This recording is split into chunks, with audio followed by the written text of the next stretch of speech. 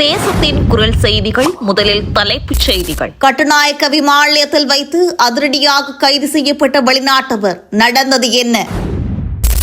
வெளிநாடுகளில் பணியாற்றும் இலங்கையர்களுக்கு ஜனாதிபதியின் அதிரடி அறிவிப்பு.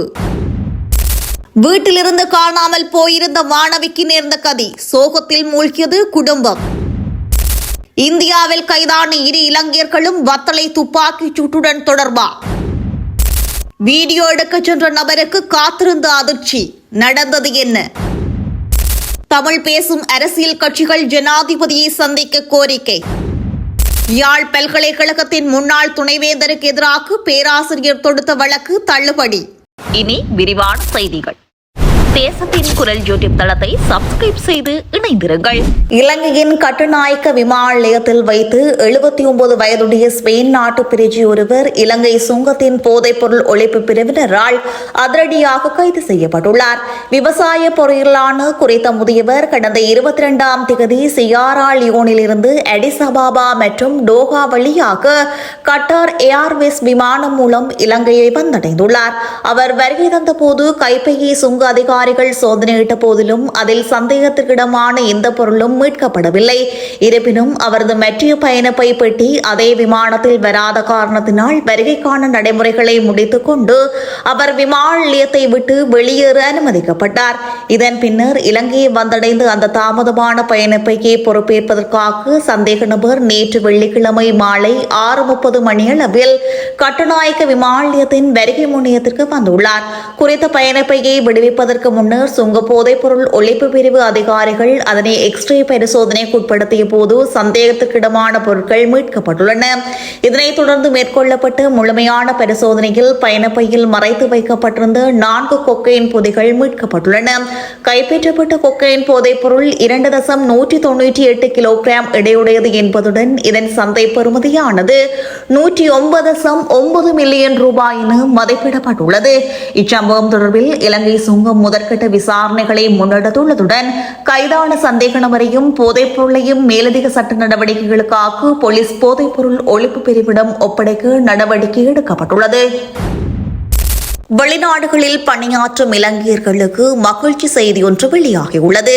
வெளிநாட்டில் பணிபுரிந்து சேவை காலம் நிறைவடைந்து மீண்டும் இலங்கைக்கு திரும்பும் தொழிலாளர்களின் எதிர்கால நலனை கருத்தில் கொண்டு காணிகள் வழங்க சமகால அனுர அரசாங்கம் திட்டமிடப்பட்டுள்ளது. இந்த வேளை திட்டமிட்ட சேவைகளுடன் கூடிய பயன்படுத்தப்படாத காணிகளை வழங்கும் விசேட வேலை திட்டம் ஒன்றை தயாரிக்குமாறு சம்பந்தப்பட்ட தரப்பினருக்கு ஜனாதிபதி அன்ரகுமார் திசாநாயக்கு அறிவுறுத்தியுள்ளார். இது தொடர்பில் ஜனாதிபதி செயலகத்தில் இடம்பெற்ற கலந்துரையாடலின் போது ஜனாதிபதி இந்த அறிவுறுத்தல்களை வழங்கியுள்ளார். இதன்போது அரசாங்கத்தால் வழங்கப்படும் காணிகள் தொடர்பில் வலுவான ஒப்பந்தங்களை செய்து கொள்ள வேண்டியதன் அவசியத்தை ஜனாதிபதி சுட்டிக்காட்டியுள்ளார். அத்தோடு இதுகுறித்து ஆராய்வதற்காக நிதியமைச்சு ஊடாக விசேட குழு ஒன்றை நியமிப்பதற்கும் ஜனாதிபதி தீர்மானித்துள்ளார். அத்துடன் மலையக மக்களுக்கு 10,000 வீடுகளை நிர்மாணிக்கும் திட்டத்தை உரிய காலத்திற்குள் நிறைவு செய்யுமாறு ஜனாதிபதி அறிவுறுத்தியுள்ளார். வெளிநாட்டு உதவி மற்றும் கடன் திட்டங்களில் காணப்படும் பிரச்சினைகள் காரணமாக சில ஒதுக்கீடுகள் திருப்பிச் செல்வதை தவிர்ப்பதற்கான வினைத்திறனான பொறிமுறை ஒன்றை தயாரிக்குமாறும் ஜனாதிபதி இதன்போது சுட்டிக்காட்டியுள்ளார். வீட்டிலிருந்து காணாமல் போயிருந்த 17 வயதுடைய மாணவி சடலமாக மீட்கப்பட்டுள்ள சம்பவம் பெரும் சோகத்தை ஏற்படுத்தியுள்ளது. பலாங்குட போலீஸ் பிரிவிற்குட்பட்ட மகவலதென்ன கஜவத்த பகுதியில் கற்குழியொன்றிலிருந்து இப்பெண் சடலமாக மீட்கப்பட்டுள்ளார். போலீசாருக்கு நேற்று கிடைத்த தகவலின் அடிப்படையில் மீட்கப்பட்ட சடலம் தொடர்பில் விசாரணைகள் முன்னெடுக்கப்பட்டுள்ளன. மகவலதென்ன பகுதியைச் சேர்ந்து 17 வயதுடைய மாணவியை இவ்வாறு உயிரிழந்துள்ளார். குறித்த மாணவி வீட்டிலிருந்து காணாமல் போயிருந்த நிலையில் அவரது தந்தை பலாங்குட போலீஸ் நிலையத்தில் முறைப்பாடு பதிவு செய்துள்ளார்.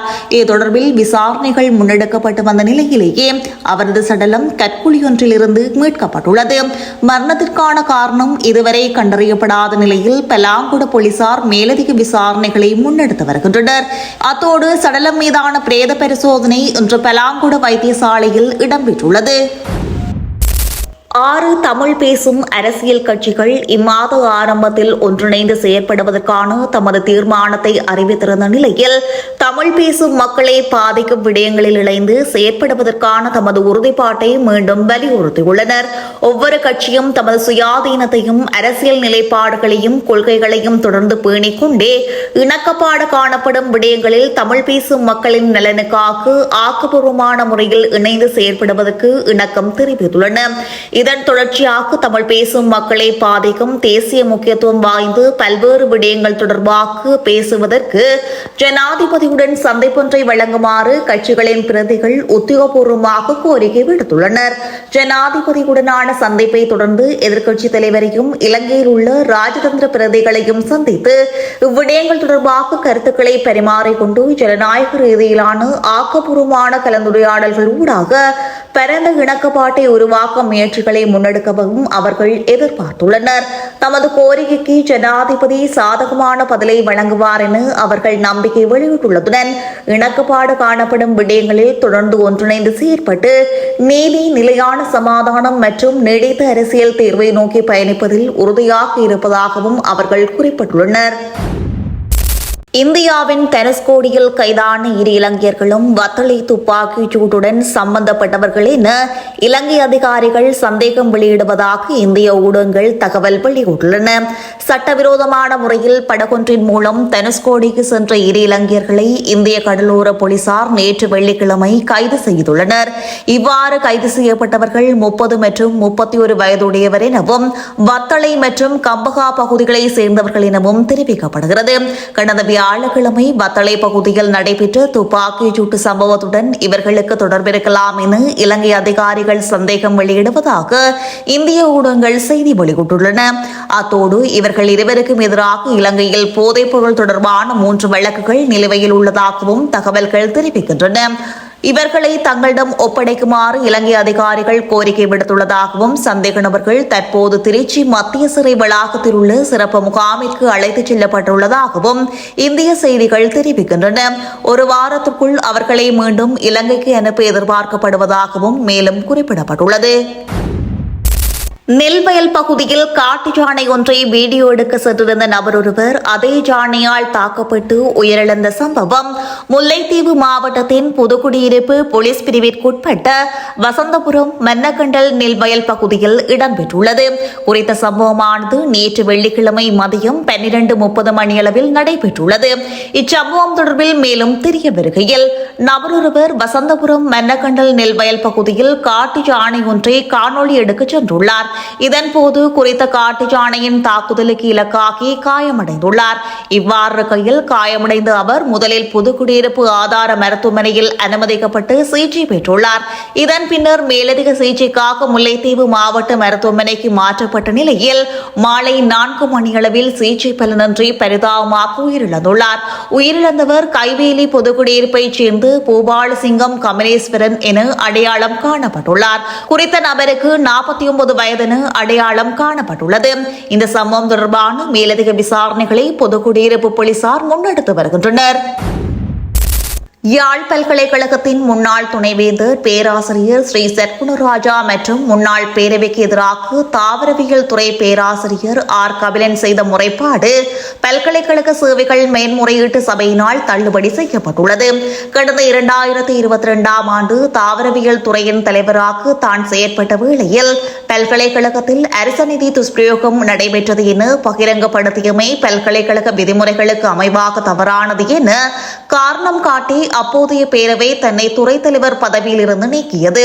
அது தவறு என தீர்ப்பளித்து தன்னை மீளவும் 27/8/2022 முதல் செல்லுபடியாகும் வகையில் அப்பதவியில் நியமிக்க கட்டளையிடுமாறு கோரி யாழ்ப்பாண பல்கலைக்கழக தாவரவியல் துறை பேராசிரியர் ஆர் கபிலன் செய்த முறைப்பாடு பல்கலைக்கழக சேவைகள் மேன்முறையீட்டு சபையினால் தள்ளுபடி செய்யப்பட்டுள்ளது.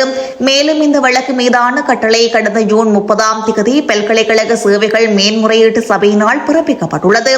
முறைப்பாட்டாளரினால் முன்வைக்கப்பட்டுள்ள குற்றச்சாட்டுகளை ஆராயும் நியாதிக்கம் மேன்முறையீட்டு சபைக்கு இல்லை என்று தெரிவித்துள்ள ஜூரிகள் வழக்கை தள்ளுபடி செய்து கட்டளை பிறப்பித்தனர். இதே பேராசிரியர் பல்கலைக்கழகத்துக்கு எதிராக நீதிமன்றில் தாக்கல் செய்திருந்த வழக்குகளை கடந்த வருடம் மீளப் பெற்றிருந்தமை குறிப்பிடத்தக்க விடயம். தேசத்தின் குரல் யூடியூப் தளத்தை சப்ஸ்கிரைப் செய்து இணைந்திருங்கள்.